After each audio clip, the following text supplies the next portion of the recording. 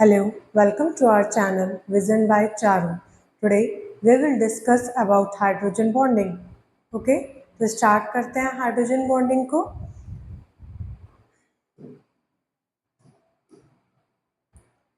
Hydrogen bonding को start करने से पहले एक एग्जांपल लेती हूँ. जैसे मान लीजिए ये कोई HF का मॉलिक्यूल है और ये कोई दूसरा HF का मॉलिक्यूल है.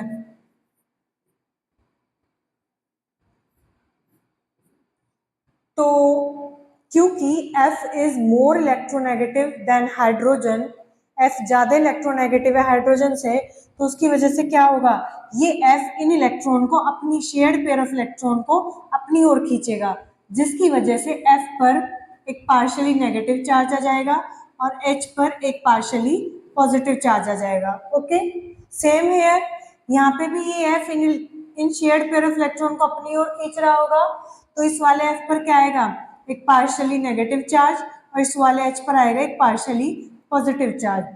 ओके, ये दो अलग अलग मॉलिक्यूल है, इनके अंदर ऐसा हो रहा होगा, मान लिया हमने. पर इसके साथ साथ हमें क्या भी दिखाई दे रहा है कि यहाँ पे पार्शियली नेगेटिव है और यहाँ पे पार्शियली पॉजिटिव है. तो क्या रहा होगा कि ये पार्शियली नेगेटिव चार्ज इस पार्शियली पॉजिटिव चार्ज को अट्रैक्ट करने लगा होगा. अपोजिट चार्ज है तो अट्रैक्ट करेंगे, तो क्या होगा, इनके बीच में एक फोर्स डेवलप हो जाएगा, अट्रैक्टिंग फोर्स डेवलप हो जाएगा. इसी फोर्स को हम यहाँ पे बोल देते हैं कि इन दोनों के बीच में एक हाइड्रोजन बॉन्डिंग डेवलप हो गई.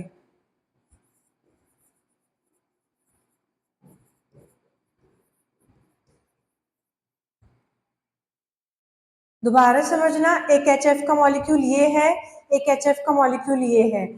F इलेक्ट्रोनेगेटिव होता है तो अपनी ओर इलेक्ट्रॉन को खींचेगा, उस पर नेगेटिव चार्ज आ गया, H पर पॉजिटिव आ गया. सेम हेयर, F के इलेक्ट्रोनेगेटिव होने की वजह से इस पर डेल्टा नेगेटिव, इस पर डेल्टा पॉजिटिव. अब क्या होगा, ये दोनों अलग अलग मॉलिक्यूल है, तो यहाँ पर पार्शियली नेगेटिव, यहाँ पर पार्शियली पॉजिटिव, अपोजिट चार्ज को देखकर ये एक दूसरे को अट्रैक्ट करेंगे, इनके बीच में फोर्स डेवलप हो जाएगा. उसी को हम यहाँ पे क्या बोल देते हैं, ये जो फोर्स डेवलप होता है इसी को हम क्या बोल देते हैं कि इनके बीच में एक बॉन्ड डेवलप हो गया. This is the hydrogen bonding. और फर्दर भी आपको नाम से ही पता चल रहा है, हाइड्रोजन बॉन्डिंग, मतलब एक ऐसा बॉन्ड होगा जो हाइड्रोजन के बीच में बनेगा और एक किसी और एटम के बीच में बनेगा. तो बात ही आती है, एक एटम तो हमारे पास फिक्स है, तो हाइड्रोजन बॉन्डिंग में एक एटम तो कौन सा रहेगा, हाइड्रोजन. फिर दूसरा एटम कौन सा रहेगा, ये कोई एक इलेक्ट्रोनेगेटिव एटम होता है, इलेक्ट्रोनेगेटिव एटम. अब बात आती है, क्या सभी इलेक्ट्रोनेगेटिव एटम हाइड्रोजन बॉन्ड बना लेंगे या कुछ स्पेसिफिक होते हैं जो केवल हाइड्रोजन बॉन्ड बनाएंगे. तो केवल 3 एटम आप लोग ध्यान रखना, F fluorine, O oxygen, N nitrogen, FON. Trick से भी ध्यान रख लो, फोन. तो केवल F के साथ, O के साथ या फिर N के साथ, इनमें से कोई सा एक होगा और दूसरा एटम हमेशा फिक्स हाइड्रोजन होगा. तो अगर हाइड्रोजन के और इनमें से किसी एक के बीच में बॉन्ड बन रहा है तो वो वाला बॉन्ड हम कह देंगे कि this is the hydrogen bond. ये हमने समझ लिया कि हाइड्रोजन बॉन्डिंग होती क्या है. अब फर्दर देखेंगे हाइड्रोजन बॉन्डिंग कितने टाइप्स की होती है और इसकी डेफिनेशन देखेंगे. Okay,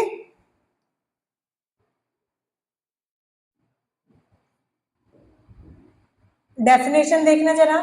the attractive force that binds hydrogen atom of one molecule, किसी एक मॉलिक्यूल का हाइड्रोजन एटम होगा और दूसरे मॉलिक्यूल का इलेक्ट्रोनेगेटिव एटम होगा, और उन इलेक्ट्रोनेगेटिव एटम में से वो कौन से ही इलेक्ट्रोनेगेटिव एटम होंगे, 3 आपको ध्यान रखना है, FON.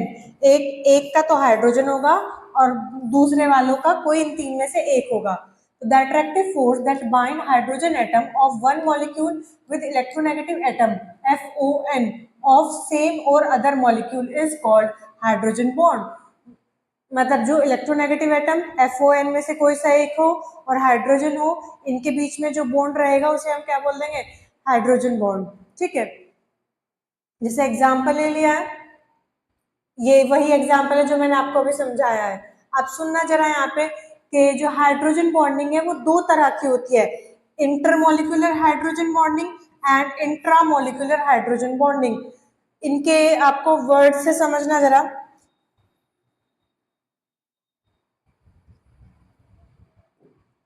ये जो बोला है इंटरमोलिकुलर,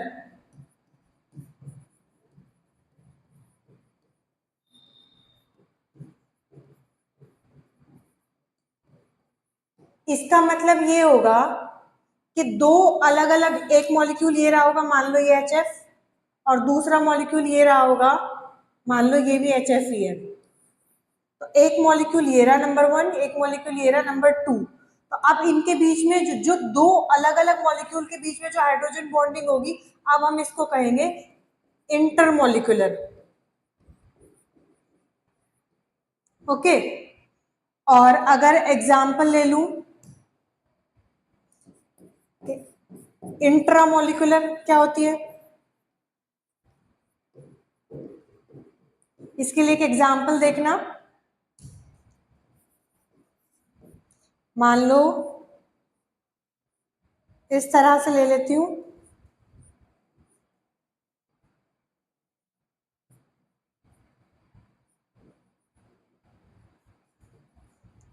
दिस इज द ऑर्थोनाइट्रोफिनोल।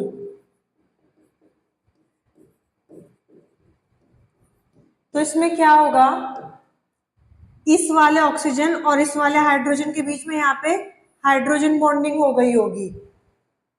तो अब क्या है, ये एक ही मॉलिक्यूल है ना, अगर हाइड्रोजन बॉन्डिंग किसी एक ही मॉलिक्यूल के अंदर हो रही होगी तो हम इस तरह के हाइड्रोजन को बॉन्डिंग को बोलेंगे इंट्रामोलिकुलर। तो समझ आया, इंटरमोलिकुलर का मतलब है एक मॉलिक्यूल, एक मॉलिक्यूल अलग होगा, दूसरा मॉलिक्यूल अलग होगा, वो दोनों सेम कंपाउंड के भी हो सकते हैं, दोनों अलग कंपाउंड के भी हो सकते हैं। अब उन दोनों अलग अलग मॉलिक्यूल के बीच में जो हाइड्रोजन बॉन्डिंग हो रही होगी उसे हम बोलेंगे इंटरमोलिकुलर हाइड्रोजन बॉन्डिंग, ये जो मैंने समझाया।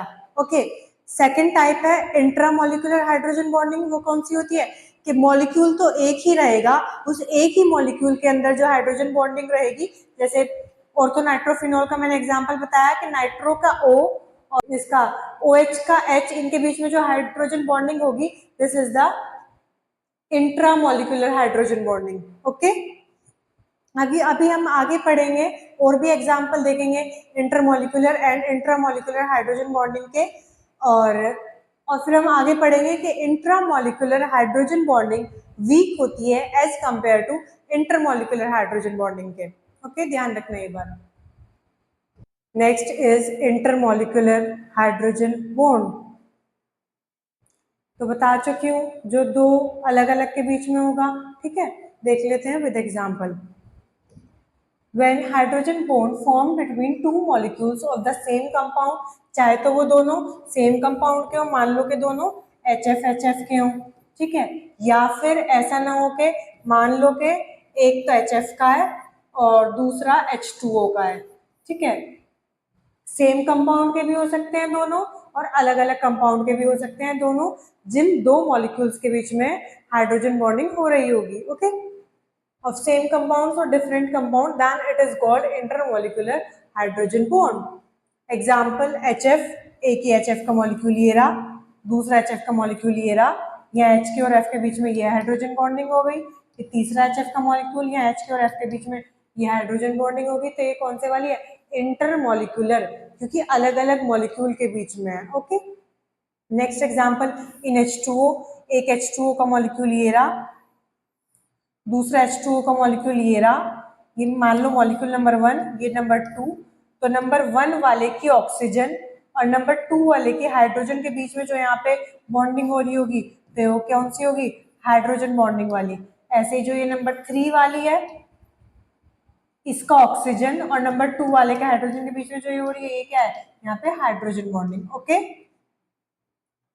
अब इसी, क्योंकि क्या है, ये वाटर के बीच में क्या दिखाई गई है कि हाइड्रोजन बॉन्डिंग हो रही है, तो इसी की वजह से यहाँ पे क्या कहा गया कि जो वाटर का है वो जो बॉइलिंग पॉइंट है वो काफी हाई इसीलिए पाया जाता है क्योंकि वाटर के अंदर इंटरमोलिकुलर हाइड्रोजन बॉन्डिंग एग्जिस्ट करती है।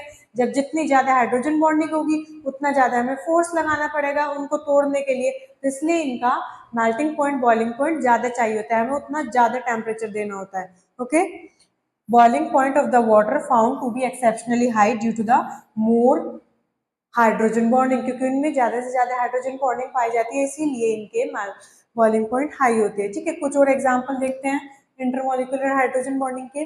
सम more example of intermolecular hydrogen bonding किसके बीच में?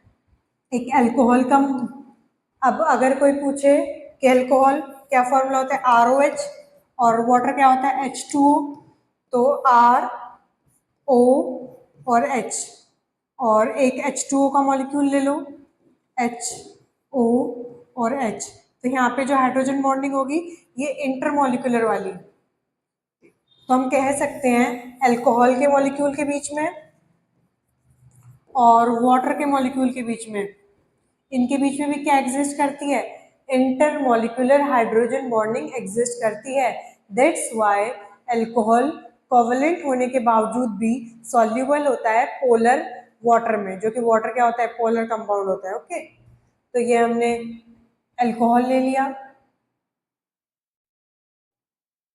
इतना अल्कोहल के बीच में दिखाइए, दूसरा भी अल्कोहल ले लिया, इनके बीच में दिखा दिया।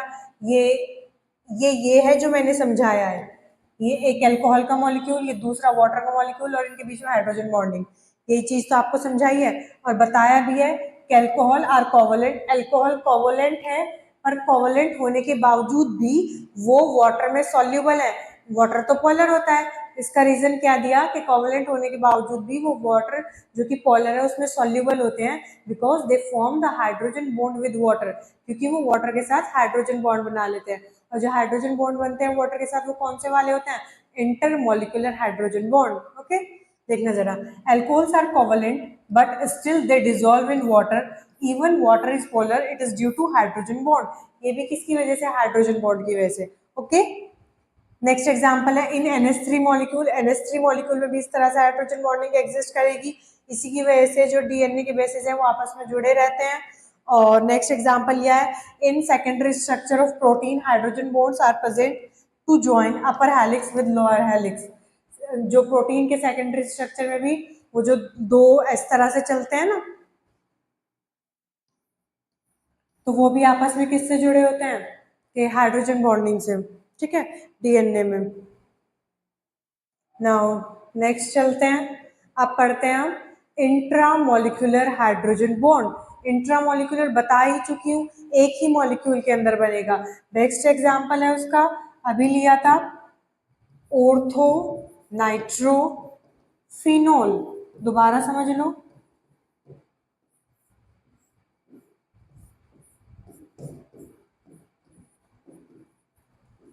नाइट्रो ग्रुप लगा लेंगे।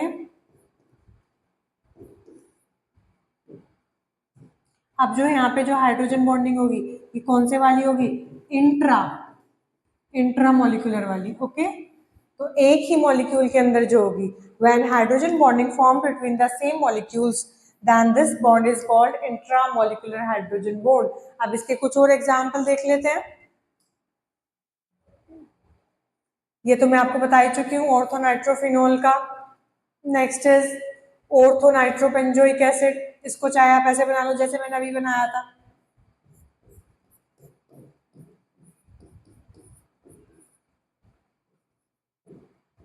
और ये नाइट्रो। अब इनके बीच में हाइड्रोजन बॉन्ड दिखा दूं, ये कौन सा वाला होगा, इंट्रा वाला। ठीक है, इंट्रामोलिकुलर, ये ऐसे ही तो दिखाया है यहाँ पे। दूसरा ऑर्थो हाइड्रोक्सी बेंजल्डिहाइड में भी ये इन्होंने इंट्रा वाला दिखाया है। इथाइलिन ग्लाइकोल का ये फॉर्मूला होता है, एक का ऑक्सीजन और दूसरे के हाइड्रोजन के बीच में भी दिखा दिया। और यहाँ पे नोट, ये इंपॉर्टेंट नोट है, ध्यान रखना, आगे भी इसका यूज होगा। Intramolecular bond is little weaker than intermolecular hydrogen bond, जो इंट्रा वाले होते हैं वो वीक होते हैं as compare to the intermolecular hydrogen bond. ये लाइन आगे भी यूज होगी जब हम आगे पढ़ेंगे इफेक्ट ऑफ हाइड्रोजन बॉन्डिंग।